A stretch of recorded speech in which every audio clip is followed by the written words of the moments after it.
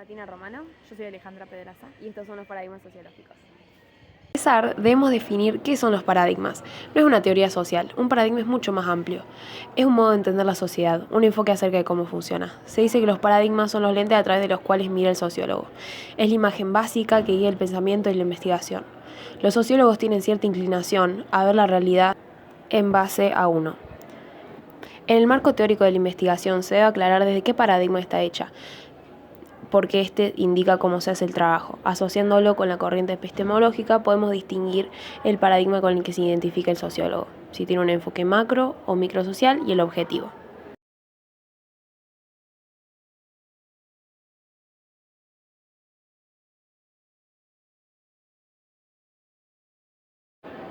El paradigma funcionalista y del conflicto comparten una orientación de nivel macrosocial, entienden la sociedad como un todo. Mientras que la teoría de la acción tiene una orientación a nivel microsocial, donde la influencia del individuo sobre la estructura, cómo se orientan y actúan en sus relaciones.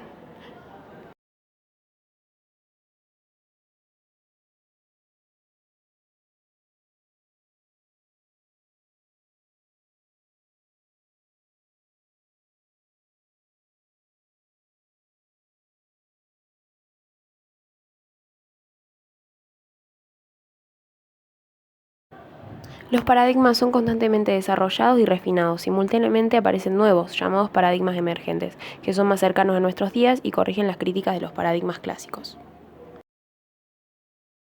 Como nombramos antes, el funcionalismo tiene como objetivo describir y explicar, tienen un enfoque epistemológico positivista.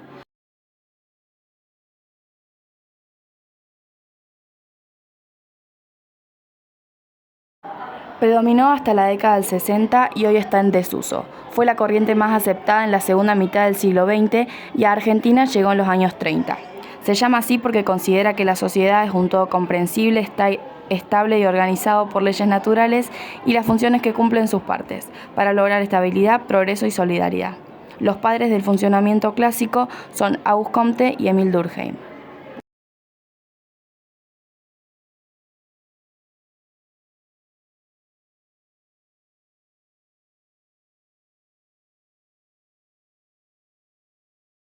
Comte fue el primero que utiliza el término que después se traduciría en sociología, física social.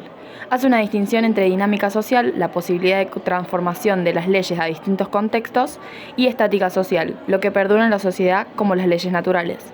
Además, tenía una concepción organicista de la sociedad, sostenía que la sociedad funcionaba como un organismo vivo, con instituciones en lugar de aparatos y miembros por órganos.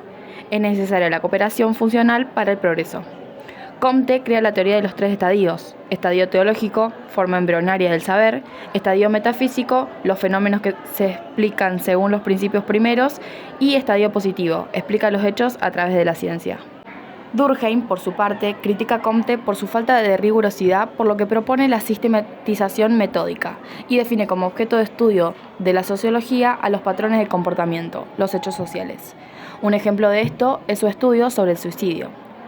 En su teoría social, dice que la sociedad es naturalmente ordenada, pero que los cambios son debidos a la división del trabajo.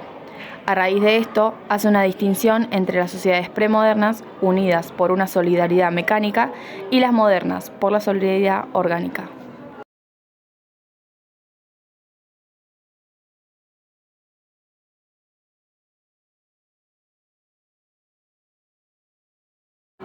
Críticas al funcionalismo. La teoría del conflicto y el paradigma de acción critican cómo podemos suponer que la sociedad tiene un orden natural cuando las pautas y estructuras sociales varían de un lugar a otro y cambian a lo largo del tiempo. Critican la existencia de las leyes naturales y cómo éstas no le dan la posibilidad al individuo de cambiar la realidad. El paradigma de la acción critica su enfoque macrosocial, que tiende a restar importancia a la desigualdad basada en la clase social, la etnia y el género, divisiones que son capaces de provocar conflictos y tensiones considerables. Se le critica que imagina la sociedad en términos muy amplios, ignorando la trascendencia que pueden tener las acciones e iniciativas individuales. La teoría del conflicto critica la estabilidad a expensas del conflicto. Como no puede cambiar estas desigualdades e injusticias, se considera el paradigma funcionalista conservador. Para corregir estas críticas nace el neofuncionalismo, también llamado funcionalismo emergente. Sus referentes son Spencer, Parsons y Merton. Spencer es un sociólogo británico estudioso tanto del cuerpo humano como de la sociedad, y llegó a la conclusión de que ambos tenían mucho en común. Las partes estructurales del cuerpo humano incluyen el esqueleto, los músculos y varios órganos internos. Estos elementos son interdependientes y cada uno contribuye a la supervivencia del organismo completo. Así toma ideas de la teoría de Darwin y crea la teoría del darwinismo social para explicar las desigualdades. Este sociólogo sostiene que la sociedad es la demostración de la supervivencia del más apto, esto es, el antecedente de la meritocracia. Parsons, por su parte, hace visible la diferencia entre ciencias sociales y naturales. Hablar en estos términos era exigirle a las ciencias sociales requisitos propios de las ciencias naturales.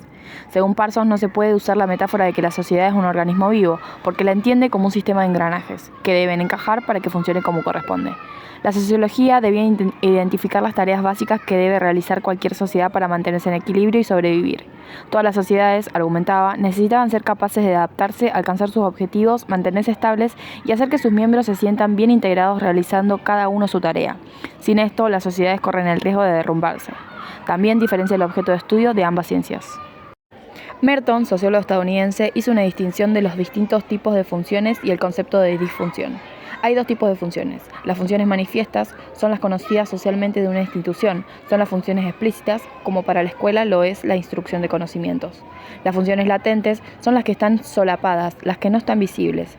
Estas se cumplen, pero están escondidas. Un ejemplo de esto sería en la escuela la disciplina. No es la función que se supone que tiene que cumplir. Pero además existen las disfunciones sociales. Las disfunciones sociales son las consecuencias negativas no deseadas resultantes de que las instituciones cumplan su función.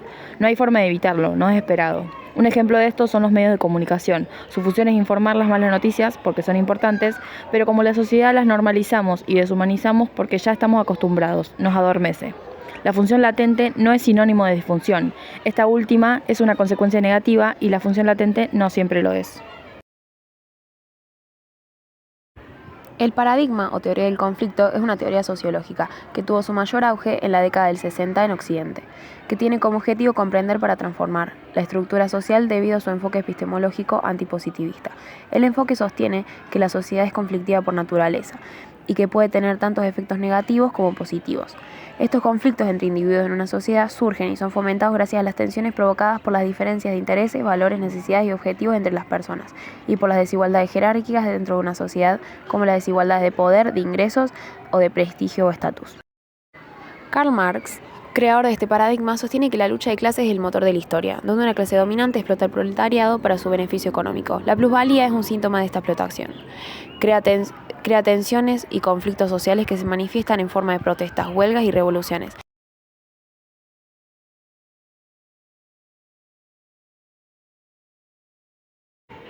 Karl Marx, creador de este paradigma, sostiene que la lucha de clases es el motor de la historia, donde una clase dominante explota al proletariado para su beneficio económico.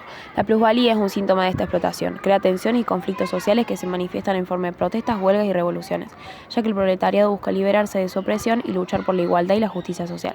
Como el hombre es naturalmente bueno, según Marx, se puede llegar a una sociedad comunista pasando antes por una etapa socialista, aboliendo la propiedad privada que nos hace egoístas.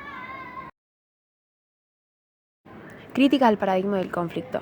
El funcionalismo le reprocha que al poner en evidencia la desigualdad social le resta importancia a cómo los valores que comparte una sociedad también generan una solidaridad y unidad entre sus individuos. Otra crítica por parte del funcionalismo es que, según los críticos, esta teoría pierde toda objetividad científica al buscar transformar las desigualdades y perseguir objetivos políticos. Y el paradigma de la acción critica la imagen tan generalizada y amplia que el paradigma del conflicto tiene de la sociedad que analiza. Intentando corregir estas críticas y explicar por qué no cae el capitalismo, salen las teorías neomarxistas.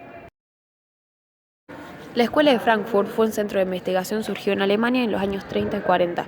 La mayoría de sus integrantes eran judíos, por lo que emigran a Estados Unidos escapando del régimen nazi, donde estudiaron el papel de los medios de comunicación.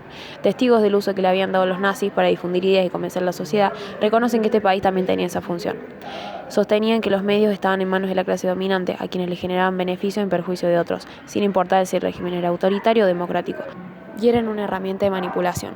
Los medios nos adormecen y nos deshumanizan, nos mantienen distraídos con otras cosas para no pensar en la revolución.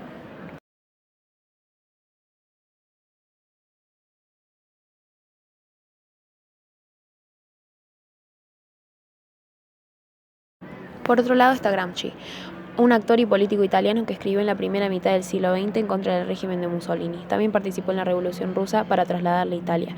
Al volver a Italia, trabaja en una fábrica para organizar a los trabajadores y es detenido. Su teoría se contradice porque al escribirla en la cárcel no tuvo la oportunidad de corregirla. Le permitían escribir en cuadernos, que debía entregar una vez lleno para que le den otro. Se lo permitían para conocer las ideas del sector trabajador. Para Gramsci, la revolución no tenía que ser violenta. Consideraba que era una batalla cultural, que había que conseguir un sistema de pensamiento para que triunfe y no caiga. Otro neomarxista fue Althusser, quien analiza la superestructura diciendo que se dividen dos aparatos, ambos en el poder de la clase dominante, para poder sostener la relación de dominación. Los aparatos represivos, que usan prioritariamente la fuerza armada y de seguridad para obtener obediencia, son siempre instituciones públicas administradas por el Estado. Los aparatos ideológicos son más dispersos, son instituciones, la mayor parte controladas por el Estado, pero no siempre públicas, para imponer una ideología o convencer y obtener obediencia.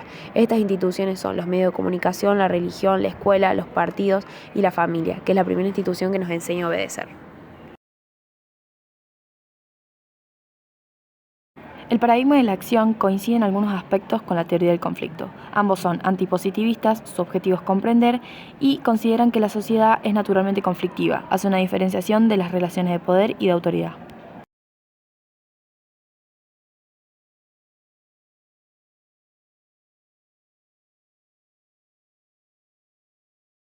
Weber, padre del paradigma de la acción, le da una mirada microsocial. Sostiene que los cambios se originan en las ideas de los individuos.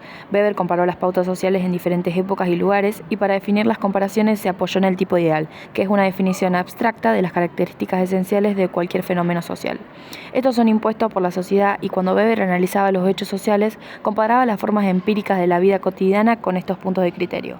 Además, Weber critica a las sociedades modernas por lo deshumanizadas que son. Habla de la racionalización como un modo de organizar nuestras vidas de forma eficiente. Este paradigma fue criticado por los de la teoría del conflicto y los funcionalistas. Al enfocarse en interacciones cotidianas, en los vínculos microsociales, no se puede ver la estructura social, por lo que corren el riesgo de pasar por alto variables macrosociales que se repiten en toda la estructura. A raíz de las críticas, los representantes de las corrientes emergentes crean las siguientes teorías. Mead, que observó cómo adquirimos nuestra personalidad o self con el paso del tiempo basándonos en la experiencia social, crea la teoría del interaccionismo simbólico. Estudia las interacciones entre las personas, sus vínculos y el significado que ellas le atribuyen a estos hechos sociales. Para entender las interacciones sociales, se hace hincapié en el estudio de la vida social cotidiana, utilizando herramientas cualitativas, mediante biografías, observación participante y entrevistas profundas. Este proceso puede generar incomodidad, porque al analizar los resultados, la persona hace consciente cosas que tiene normalizadas. Mediante el proceso humano de encontrar el significado de lo que nos rodea, definimos nuestras identidades, nuestros cuerpos, nuestros sentimientos y llegamos a construir socialmente el mundo que nos rodea. Sobre esta base, otros han elaborado sus propios enfoques de nivel micro para comprender la vida social. Uno de ellos es Goffman, que propone el análisis dramatúrgico, que nos hace entender nuestra vida cotidiana a modo de actores que cumplen un rol en un escenario. Las personas en nuestras interacciones cumplimos roles. Cada uno se comporta según el rol que cumple. Trata de romper con la idea de que siempre somos iguales. Tiene como objetivo describir. Otra corriente emergente es la teoría del intercambio social, desarrollada por Homas y Blau. Esta teoría sostiene que los vínculos sociales siempre son un intercambio, damos para recibir algo a cambio. Son relaciones basadas en la reciprocidad, transaccionales. Los individuos siempre buscan obtener beneficios por lo que están dispuestos a dar. Sostienen que todo vínculo se reduce a una negociación, donde si no se recibe algo del otro, el vínculo se rompe.